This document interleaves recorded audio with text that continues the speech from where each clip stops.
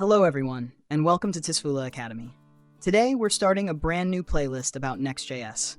In this video, we'll talk about what Next.js is, why you should use it, and what you need to know before getting started. Let's go.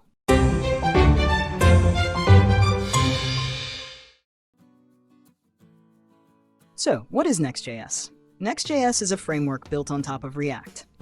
It helps you build websites that are faster, easier to manage, and more professional. It's used by many big companies to create blogs, e-commerce sites, and powerful web apps. So, why should you use Next.js? Next.js is widely used in production because of its many advantages. First, it improves performance. With server-side rendering, pages load faster even on slower connections. Second, it boosts SEO. With regular React, search engines sometimes struggle to read your pages. But with Next.js, the content is ready as soon as the page loads, which helps your site rank better on Google. Next.js is also easier to use.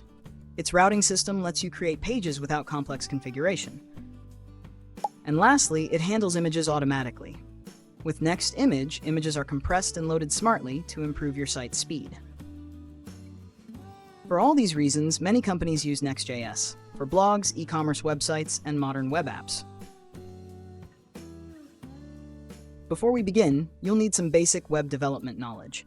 HTML, CSS, and JavaScript. You should know how to structure a page and add styling. ES6.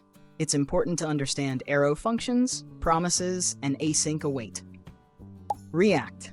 Next.js is built on React, so you should be familiar with components, useState, and useEffect. If you haven't learned React yet, it might be a bit more challenging.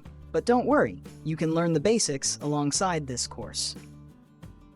And that's it for this intro video. In the next one, we'll install Next.js and build our first project together. If you have any questions, feel free to leave a comment. Thanks for watching, and see you in the next video.